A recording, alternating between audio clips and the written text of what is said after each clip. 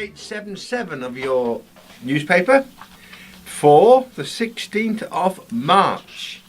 Charlie's got some new members to read out here, Charlie, haven't you? Yes, I have indeed. This is people who have become new listeners this month. They may have been read out before, but I'll read them out anyway. It's a very warm welcome to Mr. Godfrey Finnegan. The temptation to say begin again was almost too much. I'm sure Godfrey's heard that one before, Charlie. Yeah? Once or twice million. Yeah. And a Mr. E. Coulshaw. There's a name for the old mill towns, isn't it? Yeah, there's So, well, you're welcome. Welcome to Liverpool Talking Newspapers, and I'll pass you now over to our fearless leader, who is going to tell you all about some fantastic historical event. Steve, off you pop. I woke up last Tuesday morning in a mild state of depression, and it was another Shrove Tuesday. And it appeared to me that it was going to be another day without pancakes. And you may think, with the state of the world, with Brexit and Trump and all that, you may think it's a matter of little importance. But to me, it kind of set the tone for the day. And in the afternoon, I went to do I don't do many talks now, being retired, but a friend of mine had asked me to go to a church in Roby, St Bartholomew's Church in Roby. I'll never forget it. And guess what? He said, when I got there, he said, "What's your fee?" And I said, "No, I don't bother. I don't need fees. I don't bother. You've got me a cab to go home. That'll do me." Anyway, when I'd finished, he all went all right, When I'd finished, you wouldn't believe this, but they had pancakes. Now, the people who go to these church events, especially the girls, and this is probably sexist really, but they come from a generation where you had to cook, you had to know what you were doing. Well, the pancakes were magnificent, and I ate 3 of them. And the whole day took on a completely different feel to it. And then I met 2 of our listeners. I'm sorry to say I missed your names. And I should have asked you again. There was a couple. Should have asked you again. But we got talking about, well, you can't avoid it really, can you? Donald Trump. And one of them, I think it was they both really said it. They should get rid of him for his bad behaviour. And we got talking about impeachment, and I tried to explain how it works. And they said, well, you should do a piece on it. So I am. If it was bad behaviour, ladies and gentlemen, well, Trump would have to go. There's a piece of tape which I've heard on several programmes, both radio and television, and it appears that Trump's in a car with some of his male friends, and he's boasting about women. And I don't know whether you've heard this tape, Charlie, but he goes on in a very vulgar way about grabbing a particular part of the anatomy. And he kind of laughs, and they all start laughing, all boys together, right? And he just goes on and on about this. Now, if bad behaviour was enough to get rid of you, he'd be in trouble. But I'm afraid to tell you, listeners, it isn't. Because if that was the case, there'd have been a few more. There's 4 obvious examples of presidents who had affairs. Roosevelt, Eisenhower, Kennedy. There's 3, but I'm sure there's more. I could probably think of a few more. But it's not got to be that. When the American Constitution was written in the 1770s and 1780s, the assumption was made that there would only be one political party, and that they would all be good, upstanding chaps, and that they would automatically, because of who they were and where they were from, and their experience, come to the right decisions. And Article 2 of the Constitution says, the President shall be or could be impeached by Congress for, quotes, high crimes and misdemeanours. Well, the high crimes has been suggested to be treason. Misdemeanors, well, I mean, that could cover bad behaviour, I suppose. But let me give you an example.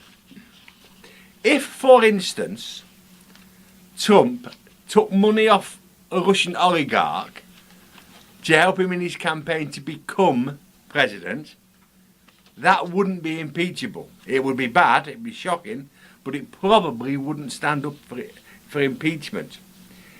If he was already president and he took money off a Russian oligarch to become president again for a second term, curiously enough, that might be considered treasonable. This is only one explanation I heard on C-SPAN, which is an American political radio station. Now, it might not be the only explanation, but it probably explains why whatever crazy stuff Trump does, it probably won't come to impeachment. And it won't come to impeachment for another reason, because in the end, of course, as you all know, the American system devolved into parties. At the moment, Republican and Democrat. And it will require, because it needs a 2/3 majority in the Senate, which is made up of 100 members, 2 from each of the 50 states, it would require a 2/3 majority. And no party has ever had 67 of the 100 seats. They've been into the late 50s, but no one's been anywhere near that. So it would require people to break their party line. And it is not likely to happen. Or if it is likely to happen, somebody is just as likely in the other party to do it, which would equal matters again, as you'll hear later. So it's a very curious bit of history. And today I'm going to talk about the only time it happened.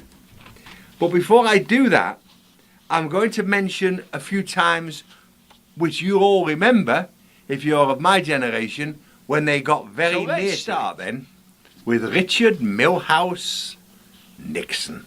Dun, dun, dun, dun. Tricky Dicky. Now, Nixon is a part of our lives. I can remember he was vice president to Eisenhower in the 50s. I can't remember that. But I remember him standing against Kennedy when I was very young. I was only about 8. And the Americans, years later, were still talking about how one of them had had a 5 o'clock shadow. He hadn't had a shave. I think it was Nixon probably. And as you know, Kennedy won. And Nixon came back and he became president in 1968. And in 1972, he stood against a very liberal senator, George McGovern. Now, Nixon's supporters, you all remember this, broke into the Watergate Hotel, which was the Democratic Party's national headquarters. Now, bear in mind that in the end, Nixon won 49 out of the 50 states. McGovern only got 17 electoral votes. In America, there's the popular vote. That's when we all vote and they add them up. But then each state sends a number of delegates to what's known as the Electoral College. So like Rhode Island, the smallest, has got 3. And California's got about 60, I think. So McGovern only got 17. So you might wonder, if Tricky Dicky Nixon was as tricky as he thought he was, why he even bothered to get anybody to break into the other side's HQ. Now, the other thing was, which we found out casually during the House hearings, he recorded everything. All these tapes are now on the internet. I've heard a lot of them. They're all available. You can give America his due. There's no sea. You can listen to, if you had a mind to, you could listen to hours of them. Now, there was a whole group of them who were involved in this. Senior staffers, senior people. And they had this thing called the House Judiciary Committee. Now in America, if you impeach a president, it's got to start in the House of Representatives. That has 435 members, and that's done on the size of the state, as before. So Rhode Island and New Hampshire have a few delegates, and Texas and California and other states have loads. And that's where impeachments have to start. Now, the House Judiciary Committee was made up of 7 senators. Senator Sam Irvine was the head of it. I'll never forget him. Tough old Southern guy. And they ask questions in turn of witnesses, and they decide whether impeachment should happen. These hearings are broadcast live on National Public Radio, the American equivalent of the BBC. The only thing in America really that you can probably listen to without going wild. And I can remember on shortwave listening to this in the 70s, 73. From our nation's capital, we resume today the hearings of the House Judiciary Committee. And it would always start at 10 in the morning their time, 3 in the afternoon our time. And for me, it made great listening. I was already fascinated by American history by then. So, they decided to impeach Nixon. But, on August the 9th, 1974, Nixon resigned and handed the presidency. Well, he would have handed it to his Vice President, Spiro Agnew, but Spiro had also been involved in some scandal. So Gerald Ford became president, and he was an individual who was never, he was not elected as president or vice president, but he succeeded because he was, at that time, president of the Senate, which was the next person who takes over if anything happens to the president and vice president. Well, Nixon resigned. I'll never forget his final speech. The other speech of Nixon's I'll remember forever, and it's all there if you want to hear it on YouTube, they're all there. It's about a dog called Checkers. And this dog was given to him when he came on a state visit. Presumably by Churchill. I don't know whether it was Churchill or somebody gave him this dog anyway.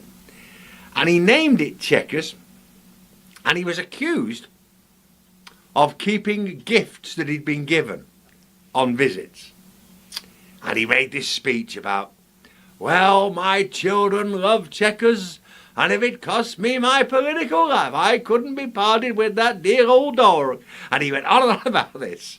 And of course, in the end, it worked because the American nation, you know, they accepted this, and he carried on. And there's a great internet tape as well of Nixon where somebody very cleverly, using digital methods, has made everything he says the complete opposite by removing or inserting words. If you ever hear it, I'm a liar. I did everything, and it's a very funny piece of it. So he avoided impeachment by resigning. If it had gone to the Senate, no, I don't know. He might have struggled, because several of his own Republican Party had indicated that they were liable to vote against. And the straws in the wind may have told him that he might actually the next one's Bill Clinton. Now, this is a bit weird, this, Charlie, because this was 24 years later, and I'd actually forgotten about this. I hadn't forgotten about the incident with Monica, which I'll come to in a minute, but I'd forgotten how near it got to him being impeached. So let me remind you of what happened. It was in December 1998. There's a lot going on. There's Iraq, there's all that Middle Eastern stuff. It's all pretty tense, and American politics has got very, very nasty. Now, Clinton was charged by the House of Representatives with the obstruction of justice and perjury. Now, the obstruction of justice concerned another case with a lady called Paula Jones, another name from history. Paula had suggested in 1994, when Clinton was governor of Arkansas, that he had sexually harassed her. And what the Congress alleged that Nixon did was everything he could.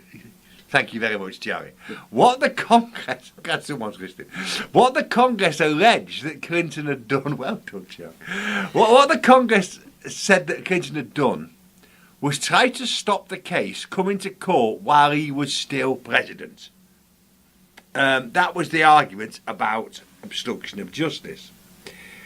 The other one, the perjury, was relating to an event which is infamous. His comments to the grand jury, now we don't really have them here now, but they are a jury before the jury who decide whether a case is actually worth proceeding with.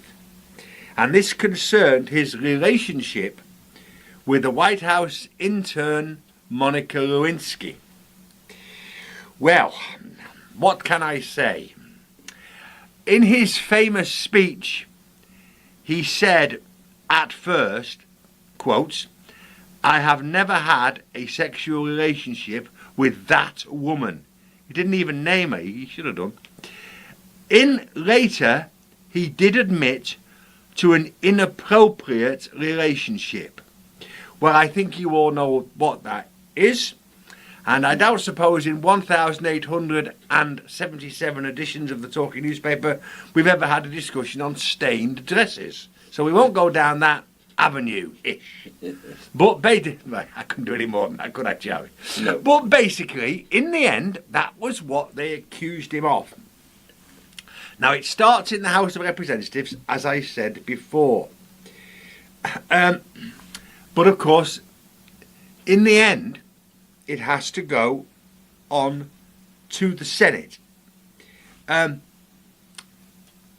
were no House hearings on this question because there was a report by a man called Kenneth Starr, a lawyer, and they decided that they would accept his report on the whole incident as evidence and that they would go no further than that in their discussion, and that report would be the evidence on which they would proceed. So it didn't have the dramatic hearings that the Nixon one had had. Now, it turned out that Nixon's lawyers had paid. Where have you heard this before, by the way? Nixon's lawyers had paid. Clinton. Sorry, Clinton. Clinton's the lawyers had paid. Clinton's lawyers had paid Paula Jones $850,000 to settle the case and not to proceed with it. Can I just jump in there? Who's Paula Jones? This is the girl who had originally accused him of sexual harassment when he was Arkansas governor. Right. So Paula says, I won't proceed with the case. Clinton says, I'm giving you this $850,000, but I am not admitting that I at any time harassed you sexually or otherwise. That matter came before the House of Representatives, and they took a dim view of the payment to this lady. Of course, we've had similar, haven't we, with Donald? So, Stormy Daniels. So we've had similar in this recent time. The Lewinsky case was much more difficult. She had testified and she'd done very well. She'd appeared to be a very fair witness, and she was believed by a lot of people who had not yet or had not believed Miss Jones for one reason or another. Then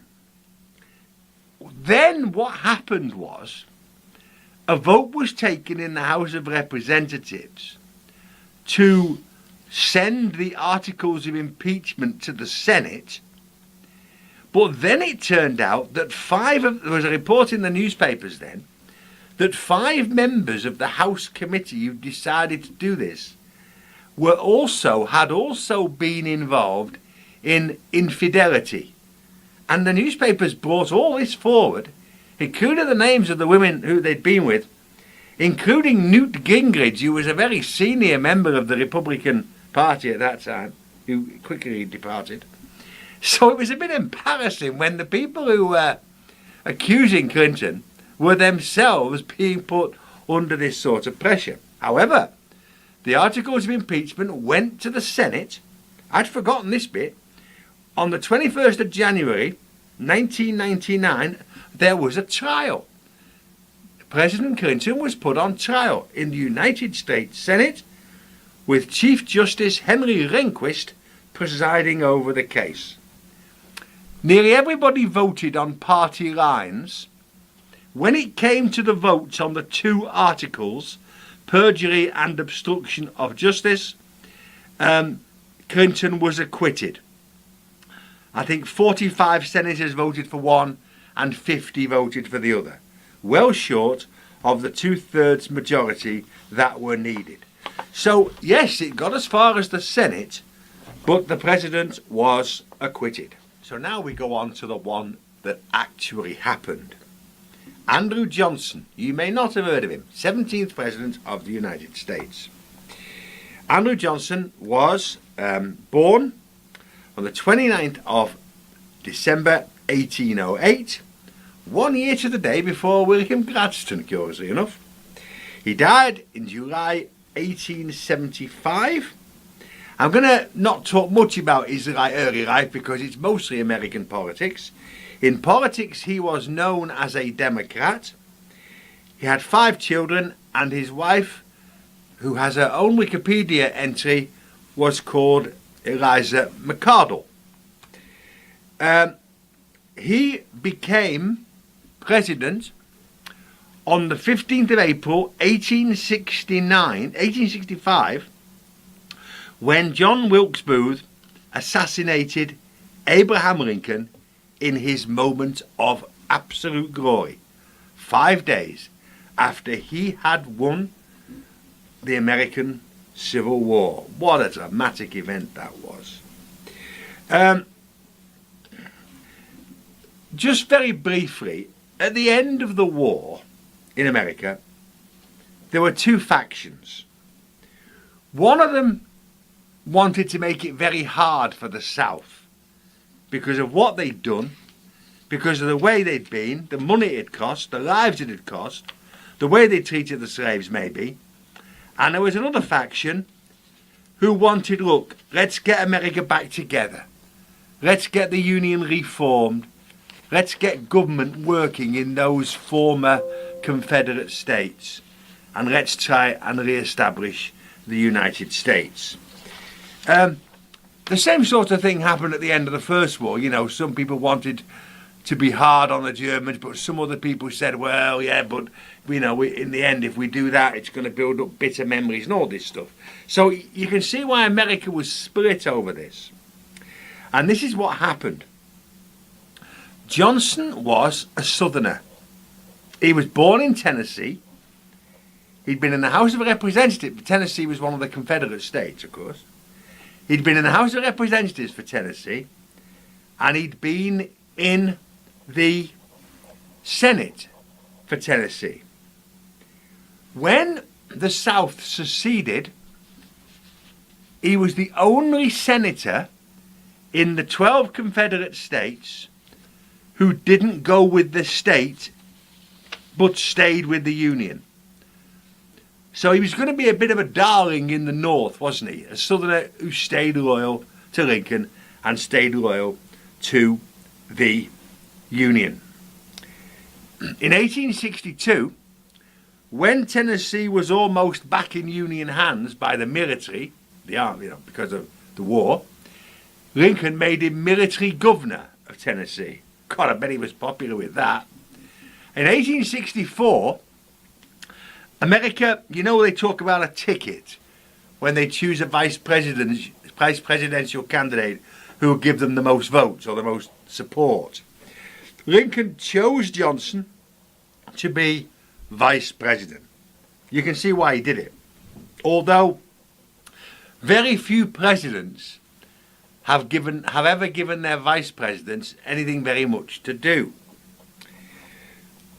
So Johnson all of a sudden then becomes president, as I said, on the death by assassination of Abe Lincoln. Now, Johnson takes the view that the South should be brought back into the Union as quickly as possible, and that state conventions should be held where they choose their own leaders, and they should be readmitted to the Union as quickly as possible. However, Johnson then opposed the 14th Amendment, which was officially the one that ended slavery and made black Americans equal citizens. I know they weren't for another 100 years, but that's what the amendment said. Johnson opposed that amendment. Come to that in a moment.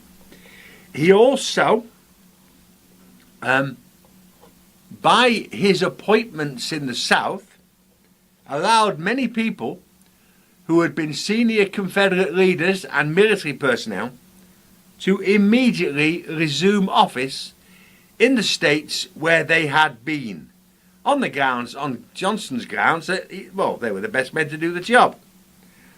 But you can imagine how the radical Republicans in the North, the people who wanted the South to suffer for what they had done, and many of them were former generals like Ulysses S. Grant and William Sherman and others, you can imagine that they were not going to be happy with Johnson's actions.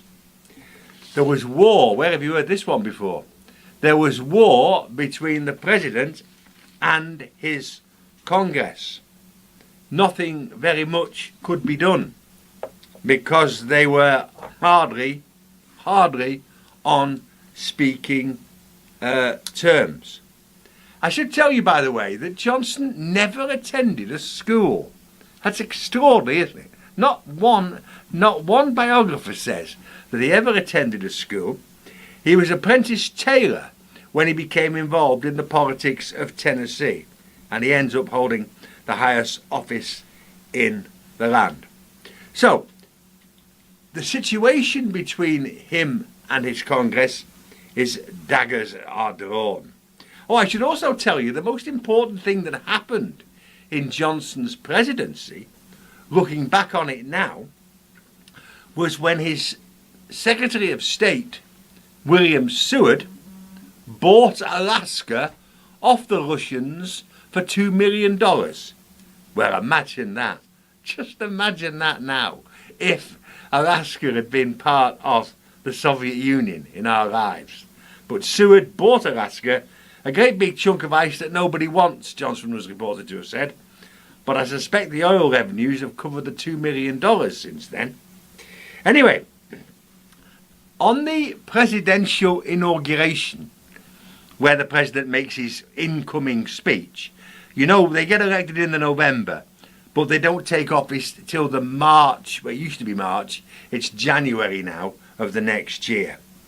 Johnson's speech as president was so embarrassing that they hid in the White House for 6 weeks and never came out. It was so embarrassing that several people said he was drunk. I don't think he was, because it's also been reported that he wasn't that much of a drinker. Having said that, you never know, do you? But it was apparently one of the worst speeches that had ever been delivered. It all started off badly. And when the southern states had elected their new leaders, the Republican Congress wouldn't accept those leaders, and they then brought in a bill to disbar them from standing because of their previous behaviour. But then the president overrode their veto. Now, you've heard this phrase being used with Trump. When he gets fed up with Congress, what does he do? He passes executive orders, which he's not the first to do, but that's what Johnson would do. He would get so fed up with the Congress, he would try to rule without them by executive orders.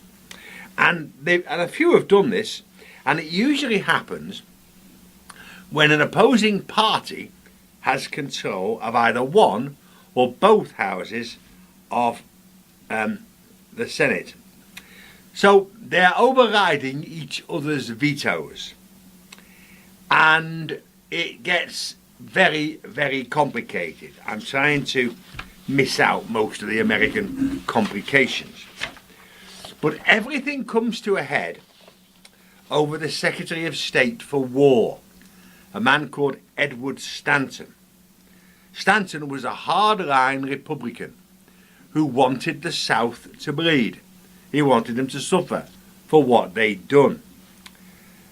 So Johnson sacks him and replaces him by a general. How many times have you heard this recently? People suddenly being fired. Well, that's what Johnson does. And the Congress says, no, you can't sack him. And Johnson says, yes, I can, and I have. And he appoints a general to take over, a man called Lorenzo Thomas. And Thomas goes to the Secretary of State's office in the Capitol building, and he bangs on the door and he says, let me in. And he's got a note from the president, you're fired. So Stanton won't let him in. So he barricades himself in his office for about 4 days, and he calls on his supporters to take over the Capitol building so that this other chap, Thomas, can't get in. It really is big comedy, really. And he won't leave the office. He gets people to bring his food in, gets people to bring his drink in and all that, and he won't leave. Then the Congress passed a law, the Tenure of Office Act. Now this Act of Parliament, this Act of Congress said that if the Senate had confirmed, because you know when they appoint their ministers, everyone, they go for a Senate confirmation. The Tenure of Office Act says, right, if the Senate appointed somebody after the President's appointed them, only the Senate can remove them. Now this act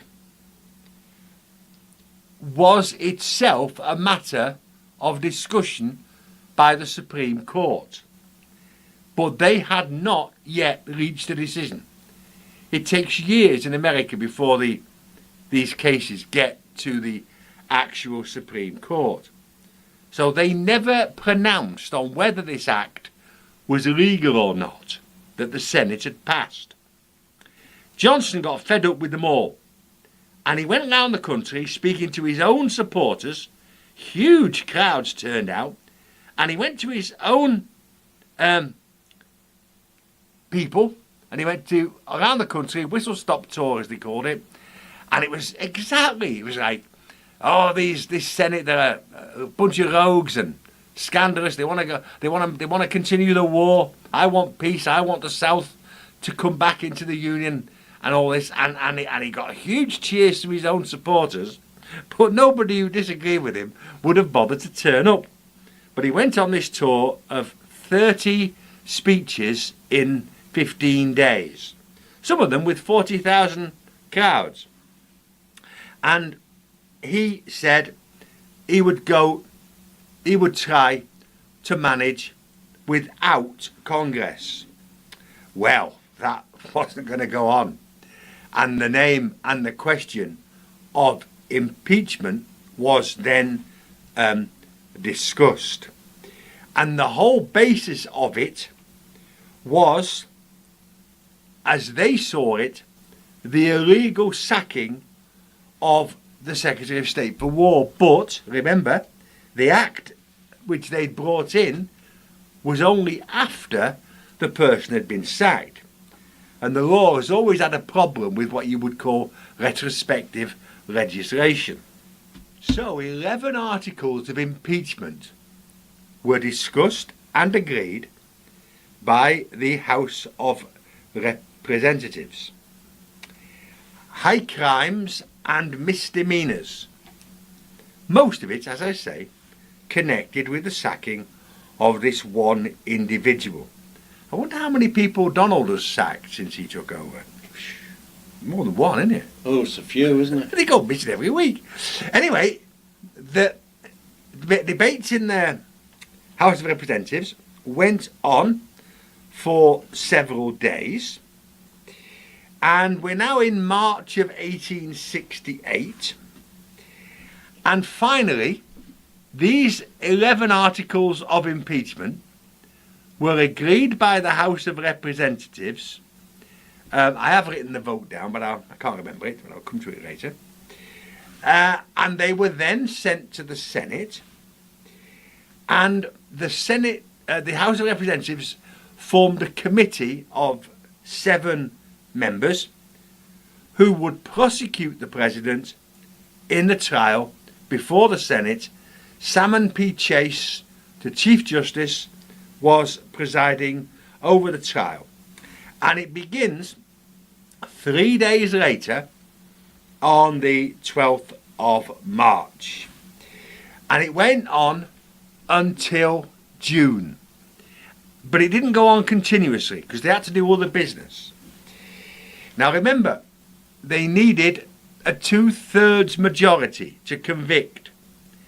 And the Republicans did not have 2/3 of the senators, but they did manage to get some of Johnson's party, Democrats, Northern Democrats. I won't get into that because it gets very complicated.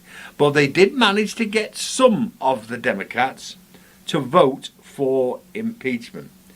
There were huge teams of lawyers. Wikipedia gives you a list of all of them. It's incredible. There's dozens of them. And it also, I didn't bother to write it down because it was too big, but it also gives you all the voting lists and who voted for what article on what day.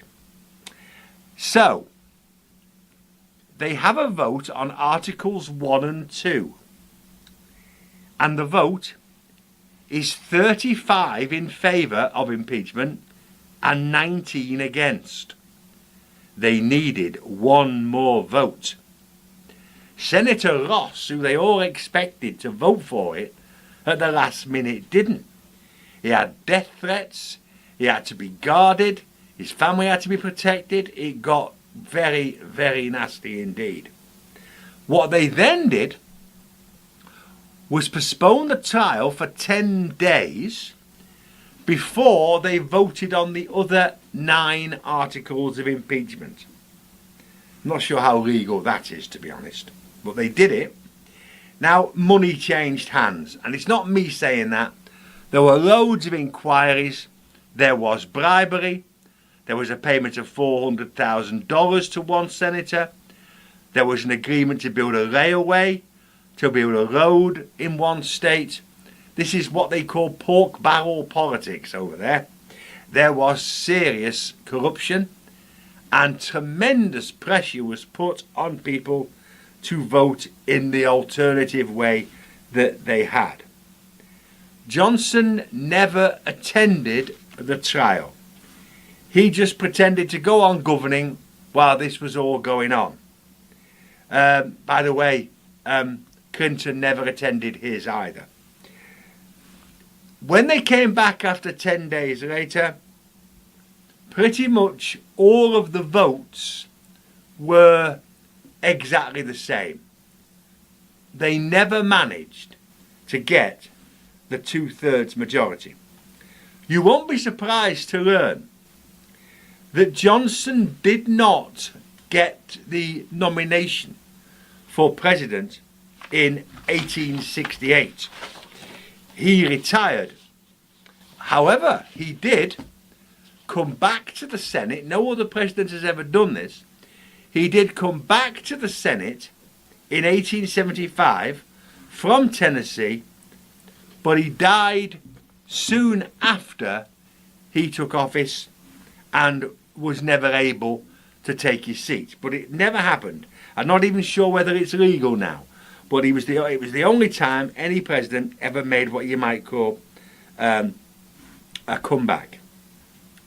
There were tremendous rows about whether certain people should have attended about whether a person who might have been president, for instance, who might have been president if Johnson had been sacked, whether he should have had a vote or not. That debate went on for about a week. So it was desperate. The tickets to get in, by the way, to watch this, were going for $20,000. I wonder how much it cost to get in the public gallery of the House of Commons last night. Probably not. You just have to queue up. But some of these Senate trial tickets were going for $20,000 in 1868.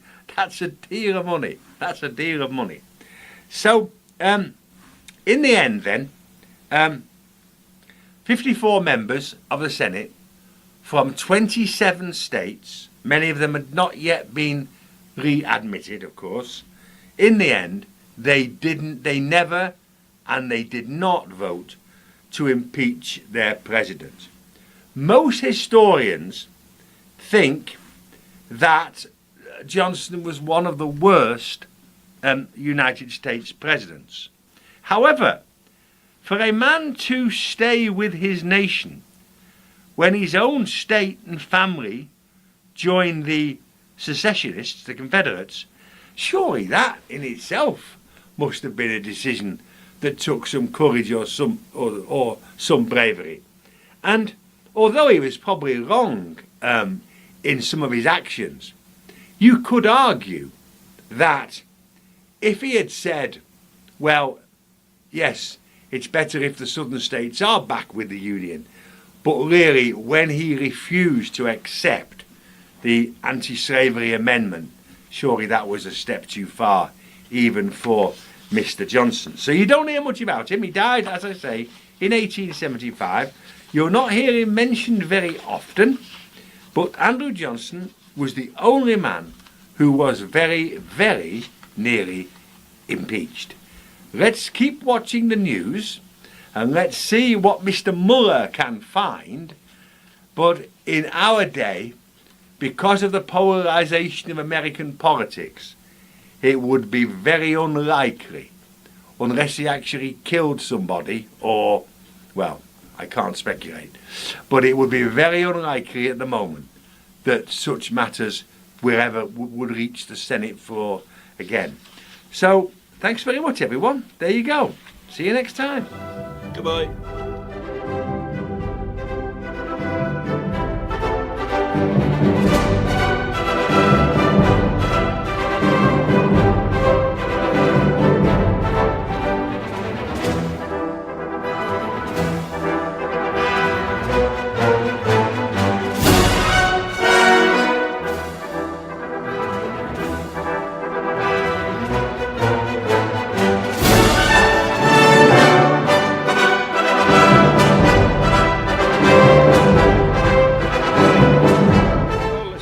Welcome to the Liverpool Talking newspaper.